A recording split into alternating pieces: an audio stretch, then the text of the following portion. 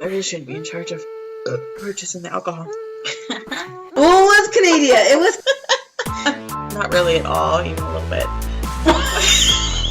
7 shots deep. awkward. Well, this guy is psycho. He's sadistic as fuck.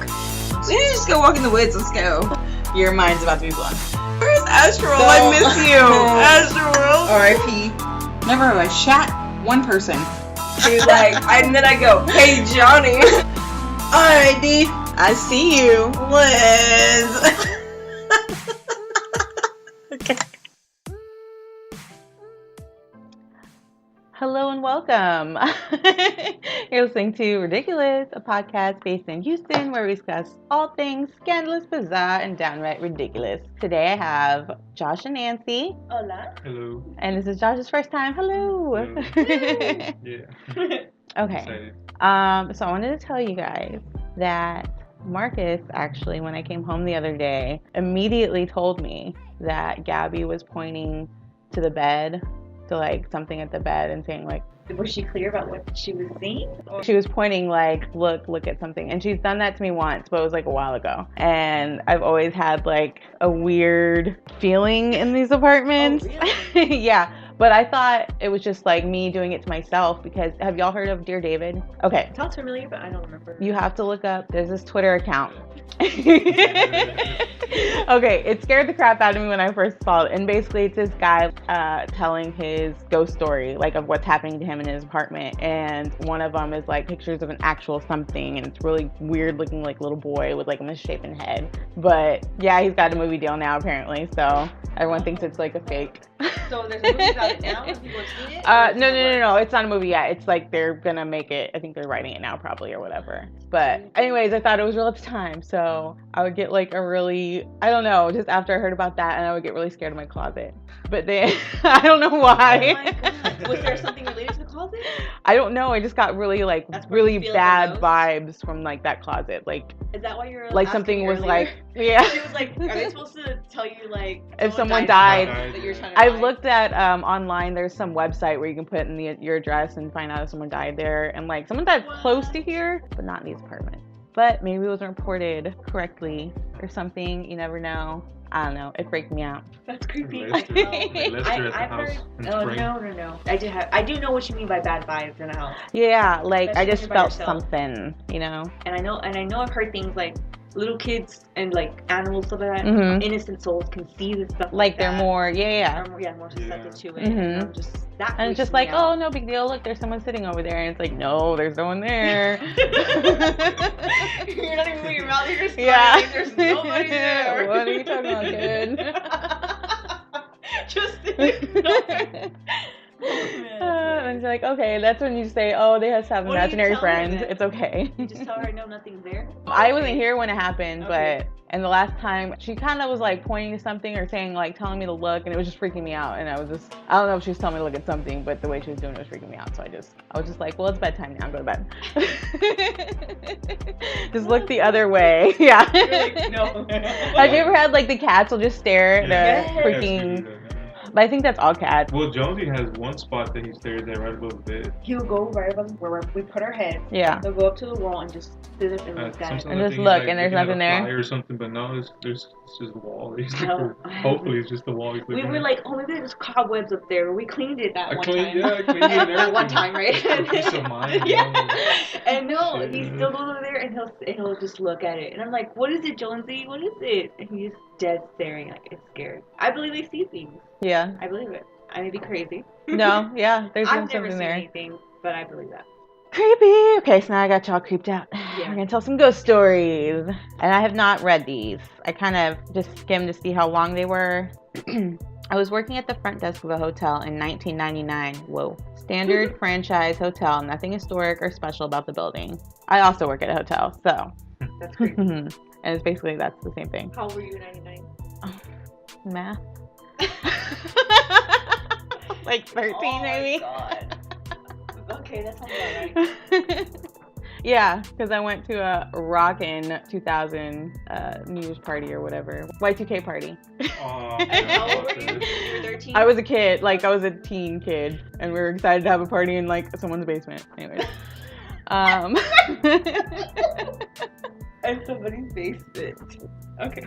Okay, sorry. At that time, hotels kept a record of what numbers the guest rooms dialed in order to charge for long distance. Each time a number was dialed, the dot matrix printer behind the desk would print a line of numbers, indicating guest room and number called. If you aren't familiar with dot matrix printers, they are very, very loud. And they print single lines at a time, similar to a typewriter, making hard contact against an ink ribbon to produce a number or letter. This is relevant, bear with me.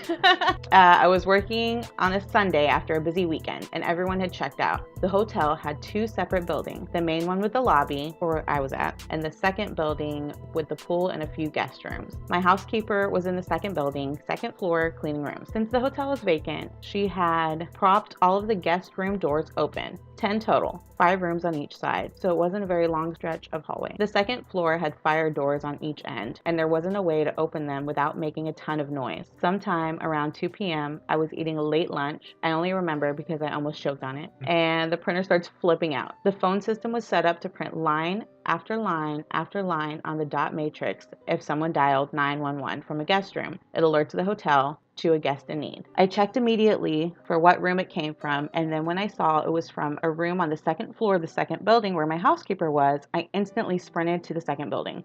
I busted through the fire door and directly to the room the call came from.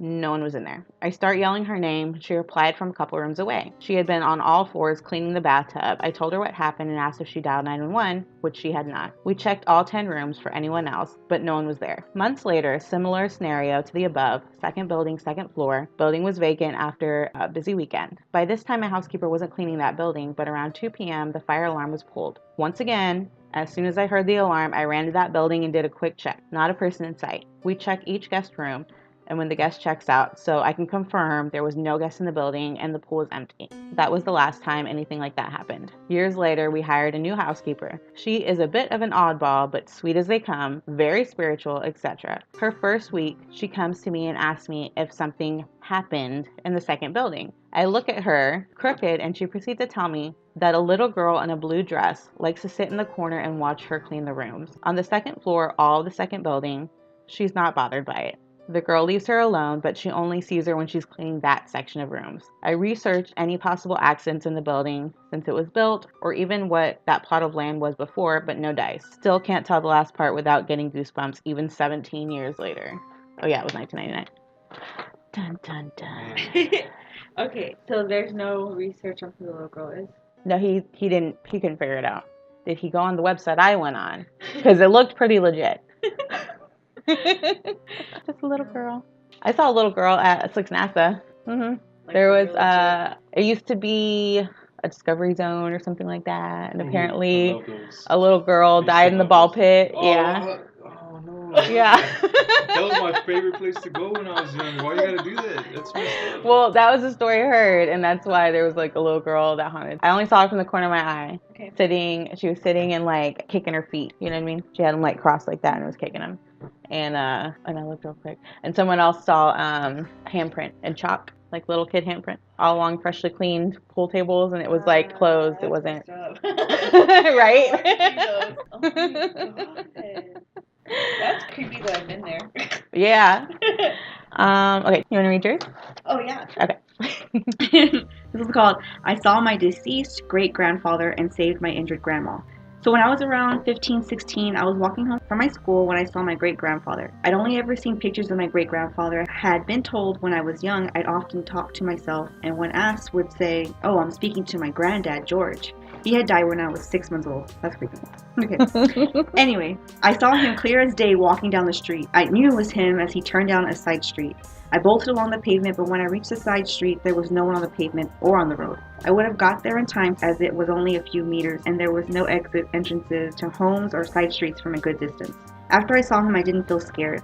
What? I felt like, the hell? But I felt like something was wrong. I called my granddad Lenny in the living room to tell him that I'd seen Granddad Wait, George. in the living realm? Yeah, that was a weird wording, but I guess. Okay.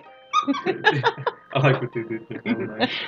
Oh, he even thought it was a bit weird. Okay, so my great-grandfather's wife, Julie, had outlived him by 16 years, thus far, and lives alone. My granddad, Lenny, said he felt like he should check on her because maybe he felt my grandfather in broad daylight could mean something. I guess that's logical. Turns out my great-grandmother, Julie, had taken a fall and broken her collarbone. At 89, she couldn't get off the floor to reach the phone and call anyone. It was around 5 p.m. and she'd been there since 5:30 a.m.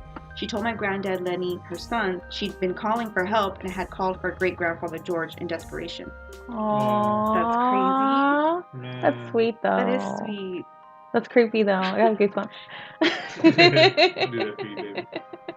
It's kind of cool how he went back to... Yeah, like he's still looking out for her. Yeah. That's nice. That's cute. That was a nice ending. That's a nice ending. Yeah. Okay. That's a good ghost story. That's good. So I think that's where ghosts kind of live in my life. Like I hope for it to be meaningful. Like there's a reason why you see certain people. Yeah. Well, I'm And about the to ruin dead your ones. day Oh, because this man. one's about demons. Okay, demons. I don't know. That's scary. I'm open for good thrills though. Yeah. Yeah. When it comes to extremes like that. All right. This is called Do You Believe in Demons? Okay, let me start by putting this out there.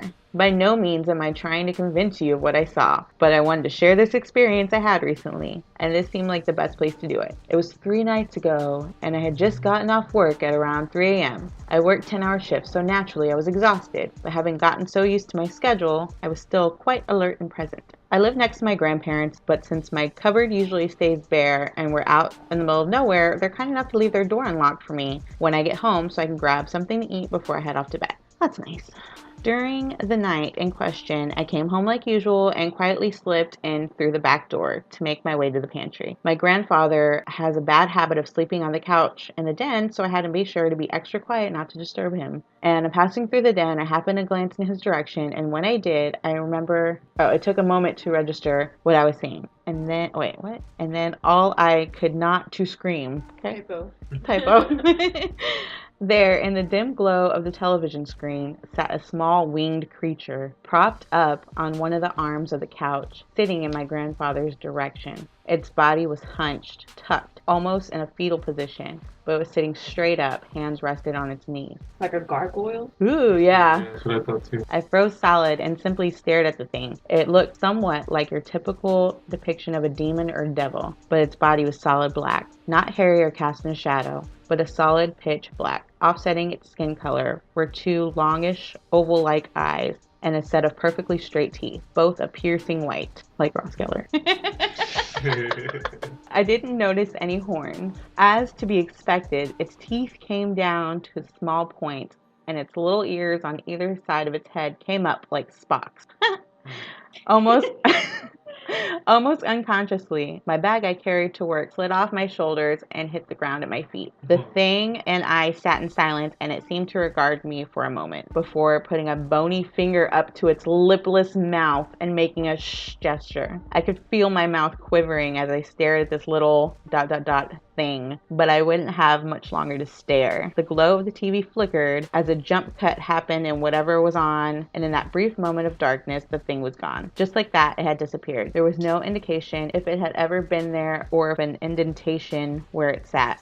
And I spent a solid half hour looking for anything to prove what I just saw was real. I've never suffered any serious hallucinations or anything like that, and it felt just as real as anything else that's ever happened to me. I slept in my grandparents' spare room that night, admittedly too afraid to be alone in my own house. They didn't mind the next day, but I sort of half-heartedly explained I was too tired to go onto my house instead of telling the truth. I'm really scared for my grandfather's life, or my own for that matter. Dramatic. I don't know if there was some creature's intent on delivering an ominous warning, or it just felt like goofing around. I really don't know.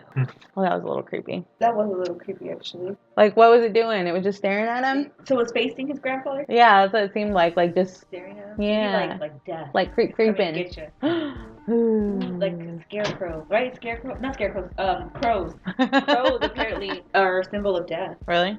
They cross your path. Be careful. I see crows all the time, I feel like. Like in the parking lot, aren't they just... Yeah. There's always in that. Yeah. It's like, Are those pigeons? But they're black. It's like They're like a- pitch black birds. Like Yeah. you would notice.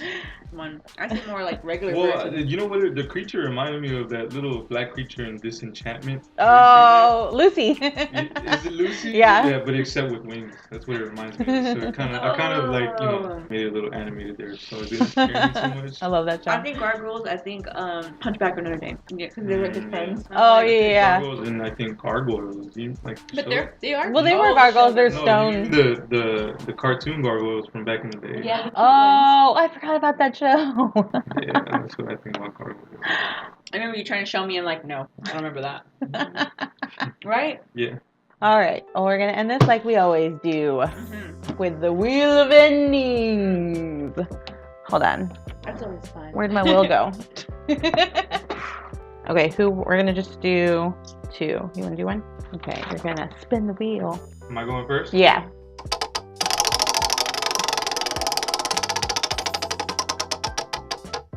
Ooh, jokes. All right. Okay, go. Okay. One-liners, puns, dad jokes, bring it on. Okay. So, what do you call a cow with no legs? Oh, wait. A cow with no legs. I'm trying to say like lactose intolerant, but I don't think that. Yeah. You're laughing. Okay, what? It's ground beef. All right. That was good. Gross. Why are you so cute? Okay, you do it.